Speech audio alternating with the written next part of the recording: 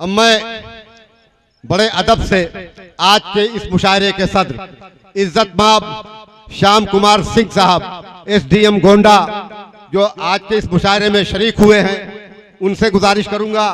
Doctor Urfi साहब, इज्जत माब हाजी अजीमुल हक पहलवान साहब, सैयद जफर मसूद साहब, ये सारे लोग खड़े हों और सैयद सलाहुद्दीन किशौछवी से मैं गुजारिश करूंगा कि आप तशरीफ लाएं ताकि आपको अवार्ड दिया जा सके इन सारे मेहमानों के हाथों से।